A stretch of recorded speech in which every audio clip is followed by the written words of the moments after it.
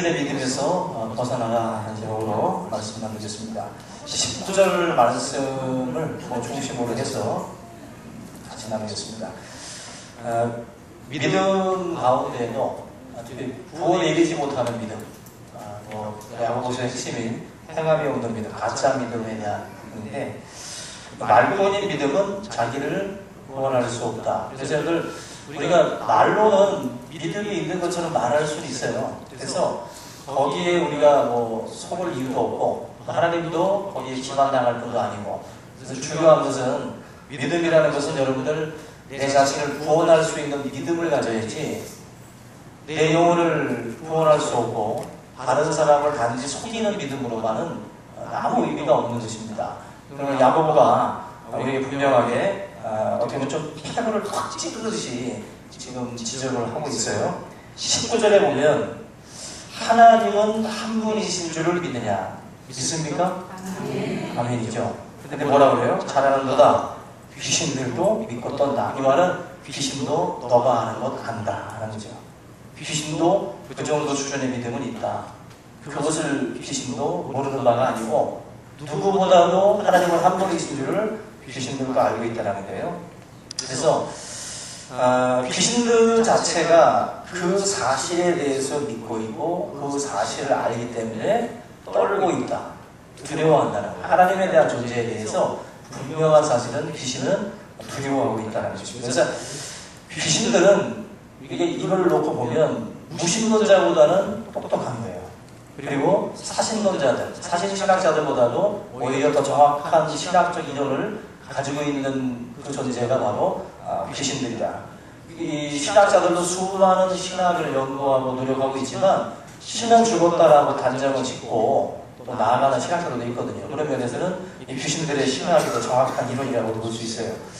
마가복음 5장 7절에 보시면 예수님이 삶을 시작하실 때 주변 사람들은 예수님이 하나님의 아들인 줄, 또 메시아인 줄도 몰랐습니다.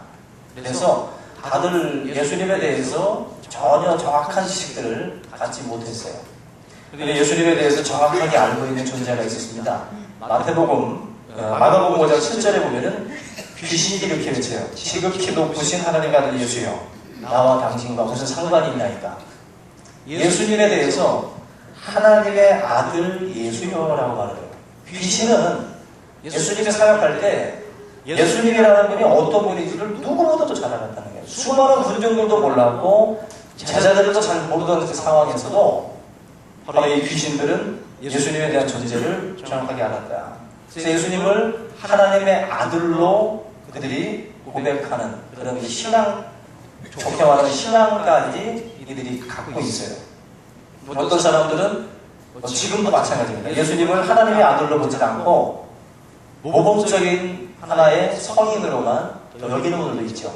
예수님에 대한 지식이 다들 다른데 예수님을 누구라고 생각하느냐, 너희는 나를 누구로 하느냐 주님 묻잖아요. 그런 것처럼 이 자리에 계신 분들 가운데도 예수님을 누구라고 생각하십니까? 라고 질문을 던지면 여기 앉아 계신 모든 분들은 다 하나님의 아들 예수, 메시아입니다라고 대답할 줄로 믿습니다. 생각하기도 싫어요. 다른 대답은 생각하기도 싫습니다. 여기 있는 분들은 그저 하나님의 아들 메시아, 나의 구주, 나의 하나님이라고 고백할 줄로 믿어요. 근데 다른 교회는 아니라는 거예요. 다른 교회는 예수님을 모범적인 분으로 단지 존중하는, 존경하는 어른으로, 사상가로, 또 정치적인 어떤 해방가로 이렇게 보는 분들이 있다는 것입니다. 그래서 우리가 장례식장에 가서도 실컷 이렇게 울다가도 왜 죽었냐고 묻지 않고 그냥 조문만 하고 그리고 육개장 하면서 먹고 오는 분들 있잖아요. 왜 죽었는지 묻지도 않는 거죠. 교회를 다니면서도 예수님이 왜 죽었는지도 모르고 왜 예수님이 십자가에 달리셨는지에 대한 의문과 그런 질문들을 전혀 갖지 않는 분들이 있어요. 궁금하지 않은 거예요. 궁금하지 않은 거예요. 그게 문제입니다. 그게 하나님의 아들 예수, 그분이 왜 십자가에서 죽으셨는지 여기에 대한 관심과 또 지식, 이런 것들이 있어야 돼요. 왜? 그 수준까지가 어떻게 보면 마귀들도, 이 귀신들도 가지고 있는 지식이거든요. 가지고 있는 지식. 여기 누가복음 8장 31절에 보면은 무정행에 들어가게 하지 마시기를 간구했다. 귀신이 예수님한테 부탁을 하는 거예요. 자기를 무정행으로 보내지 말아달라. 한마디로 이 귀신들은 지옥이라고 하는 그 존재, 그 장소에 대한 그 두려움들을 분명히 가지고 있었다. 그래서 지옥 가기 싫어서 발버둥치는 모습이 누가복음 8장에도 기록이 됩니다.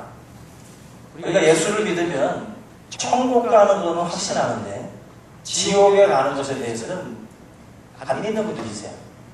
그러니까 하나님이라고 하는 존재가 과연 사람들을 지옥이라고 하는 그 끔찍한 모습을 보내겠느냐. 그러면서 천국을 약속하신 하나님은 믿지만 지옥에 대해서 말씀하신 하나님은 왠지 거부하고 싶은 그런 분들이 있습니다. 지옥에 대한 그 주장을 누가 했죠? 지옥의 말씀은 에레미야, 이사야, 바울, 베드로가 한 게 아니라 또 어느 목사님이 어느 부흥사가 협박하려고 이 지옥이라고 하는 것을 말씀한 게 아니라 성경을 보면 지옥에 대한 이야기는 예수님이 하신 거예요.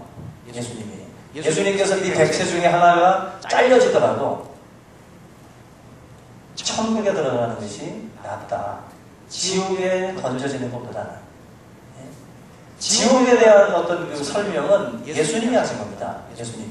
그래서 미련한 놈이라고 하는 자들은 지옥불에 던지게 된다고 말씀을 했어요. 그만큼 예수님은 지옥이라고 하는 내용을 분명하게 공생의 3년 동안 사역을 하시면서도 예수님은 우리에게 설명을 했습니다. 말씀을 했어요. 그래서 여러분들 사람들에게 여러분들이 말 한마디 이렇게 던져서 누군가에게 상처를 주고 미련한 놈, 모욕적인 말들로 막 해가면서 사람들 업신여기는 말들 하는 거 있지 않습니까? 그거 굉장히 주의하셔야 돼요. 예수님이 하신 말씀 가운데 이 사람들을 향해서 나가라 하고 미련한 놈이라고 하는 자들은 지옥으로 던져지다. 이 영혼이 그 말에 상처 입고 실족하고 넘어지는 그것을 보라는 듯이 그냥 아무런 생각 없이 이렇게 막 던지는 사람들 지옥에 간다는 거예요. 이러한 주님의 주장을 보게 되면 우리가 그 지식을 갖고 있다는 것, 지옥에 대한 지식, 하나님에 대한 지식을 갖고 있다는 것이 그게 단순히 그냥 머리로만 보면 안 되고 내 언어 생활로도 그게 표현이 돼야 된다는 거예요. 그 지옥이라는 것이 어떤 큰 죄를 막 우리가 짓는 것만이 아니라 우리가 내 마음에 하나님에 대한 사랑과 긍휼과 자비가 없다면 우리는 이 나가는 말들도 굉장히 비수가 쏟아집니다. 사람들한테. 그런 말들 하나하나가 지옥에 가게 된다 말씀을 해요. 지옥에 가게 된다. 그런 점에서 여러분들 예수를 믿는다라고 하는 것 자체 우리가 추상적인 그 생각으로만 생각하지 말고 여러분들의 삶에 예수님이 하신 이런 그 지옥, 천국 이런 주제들, 부활에 대한 주제들에 대해서 심각하게 고민을 하셔야 돼요. 그래서 그 믿음이 단순히 머리에만 머물지 않도록 내 삶으로 그 믿는 바가 표현이 되도록 그걸 주님이 원하시네요. 그래서 귀신들이 가지고 있는 수준의 믿음이라는 것은 나 지옥 알아. 예수님이 말씀한 거 알아. 안다고만 하는 것 자체가 귀신의 믿음이에요. 귀신들의 수준의 믿음. 이게 귀신도 지옥을 알잖아요. 무저갱을 알고, 그죠? 하나님이 한 분이신 걸 안다라는 거예요. 아는데 하나님이 원하시는 거룩한 삶을 귀신은 안 살아요. 그런데 아는 것은 귀신의 수준의 믿음이에요. 귀신같이도 잘하네. 그렇습니다. 귀신같이도 잘하잖아요. 귀신은 다 알아요. 우리가 아는 지식 크로스웨이 아웃소스입니다. 크로스웨이 정도 수준은 귀신도 알아. 베델 다 알아. 귀신도. 그 지식은 일반 신대원에서 배우는 모든 지식은 귀신들도 다 알고 있어요. 그런데 아는 만큼 그 지식대로 살질 못해요. 이 더럽고 추악한 귀신이 나잖아요. 하나님이 원하시는 삶은 거룩한 삶인데 귀신은 지식은 있지만 그 거룩함으로 나아가지 못해요. 여러분이 만약에 지식만 갖고 계시고 거룩한 삶을 살지 않는다면 그건 귀신의 수준입니다. 구원 못 받아요. 하나님 앞에 내가 믿는 바 근데 참 제가 지금 드리는 말이 조심스럽긴 한데 이게 지금 성화라는 과정 속에 여러분들이 지난번에 말씀드린 50보 100보의 차이는 있어요, 서로서로. 그러나 생명의 예수가 내 안에 계신 분들은 삶의 변화가 일어나기 시작한다. 조화가 아닌 이상 내 마음속에 예수의 생명이 들어가면 조금씩 믿음의 변화들이 나타나기 시작해요. 그래서 말하는 것이나 모든 면에서도 움찔하죠. 하나님의 말씀이 있지. 조심스럽게 믿는 바니까. 그래서 우리 행동도 주의하게 된다. 그래서 행함 없는 믿음을 지금 말하는 거예요. 행함 없는 믿음은 귀신 수준의 믿음이라는 거예요. 귀신 수준의 믿음. 머리에만 머무는 믿음이 되지 않도록 우리 모든 성도님들이 삶의 이 모습들을 실천해 나갈 수 있기를 주님의 이름으로 축원합니다. 그래서 우리 영혼하고 육체가 분리되면 죽음이라고 하잖아요. 그런 것처럼 우리의 믿음이라는 것과 행함이 분리되면 이건 큰일 난 거예요. 이거는 존재할 수가 없다는 거예요. 그래서 믿음이라는 것과 행함은 이거는 떨어지면 안 되는 거예요. 이거는 같이 가는 거예요. 그래서 믿음을 강조한다고 해서 행함이 없는 게 아니고 행함을 강조한다고 해서 믿음이 전제된 게 아니라는 게 아니에요. 반드시 행함은 앞에 믿음이 전제돼야 돼요. 믿음이라는 것이 깔린 상태에서 행함이지 그 의미죠. 거룩한 하나님의 역사가 임한 사람에게 이건 당연히 따라오는 것이다라는 거예요. 당연히. 그래서 구원받은 조건으로서의 행함이 아니라고 그랬어요. 이게 믿는 자로서 하나님의 백성이라면 하나님의 자녀라면 그 믿음에는 행함이 따라온다는 거예요. 따라온다. 그래서 저와 여러분들이 진짜 하나님을 경외하고 하나님을 믿는다면 그 행함이 자연스럽게 또 변화들이 일어나게 될 줄로 믿습니다. 그래서 이 지식적인 믿음, 지정의가 있잖아요. 근데 귀신은 지정까지 있는 거예요. 감정적으로 다 있는데 의가 없어요. 의지가. 그 말씀대로 살아가는 그 하나님의 그 거룩함을 쫓아가는 성령을 쫓아 행하는 그것이 없는 게 바로 귀신의 믿음이에요. 여러분들의 믿음이 생명력 있게 그 지적 의까지 다 통합해서 움직여지는 그런 믿음이 될 수 있기를 주님의 이름으로 축원합니다. 우리가 만약에 짠 음식을 먹으면은 자연스럽게 물을 찾잖아요. 그죠? 그런 것처럼 믿음이 오면 행함이 따라오는 거예요. 당연히. 전날 라면 먹고 자면 얼굴 붓는. 그죠?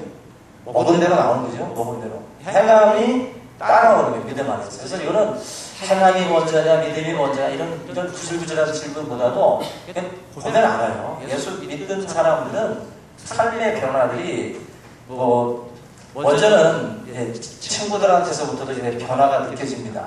얘가 예수를 믿더니 좀 바뀌었다라고 하는 어떤 느낌을 줄 수 있죠. 그런 느낌들을 가지고 오는 것, 바로 생명의 변화가 시작된 거예요. 바로 그 구원 얻을 만한 믿음이 그에게 임한 것입니다. 그래서 야고보가 19절 이하보다가 예를 들어요. 행함이 없는 믿음이 헛것인 줄 알지 못하느냐 하면서 두 명의 예를 드는데 아브라함이랑 기생라 두 명을 예로 들어가지고 설명을 해줍니다. 우리가 잘 아는 이 아브라함 같은 경우는 25년 동안 약속 기다리다가 100세 되는 해에 하나님께서 아브라함에게 이삭을 주셨어요. 이게 25년 만에 거의 25년 만에 그 자식을 얻었습니다. 그런데 하나님이 아브라함에게 이삭을 번제로 바치라고 갑자기 뜻하지 않은 명령을 하나님께서 내리게 되는데 그 모리아 산까지가 한 70km가 된다고 해요. 모리아 산까지가. 그런데 120번 노인에게 그 이삭을 바치라고 할 때 거리와 그리고 나이가 힘든 게 아니라 마음이 힘든 거죠. 그죠? 아브라함에게 있어서 이삭이라고 하는 존재는 굉장히 귀한 존재예요. 그것도 어렵게 얻은 아들이기 때문에 더 귀합니다. 애정을 많이 쏟아부은 존재예요. 근데 그 아들, 거의 한 17세 가깝게 됐을 때, 20세 가까이 됐을 때 하나님께서 이 아브라함에게 이삭을 바치라고 말씀을 합니다. 그런데 아브라함이 실제적으로 그 이삭을 가지고 데리고 올라가서 번제로 하나님께 드리게 되죠. 성경 히브리서 11장에 보면은 17절에 이 사건을 히브리서 기자가 뭐라고 표현을 하냐면은 제가 읽어드리겠습니다. 히브리서 11장 17절에 아브라함은 시험을 받을 때에 믿음으로 이삭을 드렸으니 저는 약속을 받은 자로되 그 독생자를 드렸느니라. 저에게 말씀하시기를 네 자손이라 칭할 자는 이삭으로 말미암으리라 하셨으니 저가 하나님이 능히 죽은 자 가운데서 다시 살리실 줄로 생각한지라. 비유컨대 죽은 자 가운데서 서로 받은 것이니라. 지금 이 말씀 히브리서 기자가 뭐라고 얘기를 하냐면은 아브라함이 이삭을 바친 것은 바로 이거라는 거예요. 하나님이 이삭이라고 하는 이 존재를 통해서 내 자손이 번성한다 그랬다는 거예요. 그런데 지금 하나님이 이삭을 바치라는 겁니다. 약속과 믿고로 이삭은 같이 가요. 약속의 중심이 이삭이라고. 그런데 그 이삭을 죽이라는 거예요, 지금. 그러면 뭐가 파괴됩니까? 약속이 파괴되는 거예요. 이게 상식적으로 약속이 파괴되는데 왜 하나님이 이삭을 죽이라고 할까? 왜 바치라고 할까? 근데 아브라함은 한 단계 더 넘어갑니다. 이삭을 죽여도 하나님은 실험하시는 분이 아니기 때문에 이삭을 죽여도 다시 얘를 살려주시려나 보다. 그렇게 바라봤다는 거예요. 그렇게 봤기 때문에 하나님은 실수하지 않고 하나님은 실험하시는 분이 아니기 때문에 결국 약속하신 것을 이루려면 이삭은 존재해야 되는 거예요. 이삭은. 그래서 이삭을 죽여도 분명히 하나님은 이를 살릴 것이다. 내 태의 죽음 같은 걸 알고도 하나님이 이 생명을 허락해 주신 것처럼 이 아이를 번제로 드려도 하나님은 다시 일을 이루어 가실 것이다. 그 믿음이 있었다는 거예요. 그러니까 그 믿음이 뭘 가지고 온 거예요? 아들을 데리고 모리아까지 끌고 가는 그 행동을 가져온 거예요. 이게 머리로 아무리 하나님 믿습니다 해도 그렇게 행동으로 옮겨지는 믿음이 없이 여러분 똑같은 거예요. 지금 만약에 그냥 앉아서 책상에 앉아가지고 그래 하나님 나 믿습니다 발만 해도 그거는 믿음이 아니라는 거예요. 그거는 누구나 할 수 있는 거예요. 누구나. 만약에 여러분들이 알겠습니다 하나님 내가 그 이삭을 모리아산에다 바치겠습니다 말해놓고서 일주일이나 하나님 가서 어떻게 된 거냐 그러면 바칠 거라니까 하나님 다음 주에 바치려고 지금 제가 급한 일이 있어서 못 바쳤다고 그러면서 또 이제 일주일을 넘겨요. 그러면서 계속 알겠다고 제가 하나님 앞에 이삭 바치겠다라고 말을 계속 하는데 계속 안 가는 거지 모리아산까지. 아브라함은 성경을 보시면 아침 일찍 일어나서 그 나무들과 이삭과 종을 데리고서 모리아산을 향해요. 그러니까 이삭의 믿음은 머리로만 머무는 믿음이 아니었어요. 머리로만. 그대로 하나님 앞에 그 믿음, 하나님에 대한 그 믿음이 딱 서니까 그대로 삶 속에서 행동으로 옮겨지더라는 거예요. 옮겨지더라. 저 오늘 하나님에 대한 믿음이 있습니까? 지옥에 대한 믿음이 있습니까? 그 믿음이 있으시면 행동이 따라오셔야 돼요. 우리 믿음의 형제들이나 또 아니면 밖에서도 한 영혼의 마음을 실족시키시는 말들 하시면 안 됩니다. 지극히 작은 소자를 실족해 하면 연장면을 매달아서 깊은 바닷속에 빠지라 그러세요. 안 떠오르도록. 하나님이 그렇게 말씀을 합니다. 여러분들 믿음이라는 것 자체를 너무 이렇게 추상적으로 보시면 안 돼요. 지금 우리에게도 하나님께서 이제 말씀하는 거죠. 이삭은 아브라함에게 있어서는 소망이고 희망이고 꿈이었어요. 그런데 하나님은 아브라함한테 뭘 알려고 주셨냐면은 너의 소망은 나다라는 거예요. 너의 희망도 나다. 이삭을 죽이라는 거예요. 너가 나에 대한 믿음을 가져야지 다른 것에 대한 희망과 다른 것에 대한 소망을 붙으면 안 된다는 거예요. 그래서 이삭을 재단 앞에 내려놓고 이삭을 죽여 어떤 그 학자가 공자가 죽어야 나라가 산다라는 책을 썼잖아요. 그때 또 유교 쪽에서 글을 썼더라고. 공자가 살아야 나라가 산다. 죽이지 말자. 그런 말도 있어요.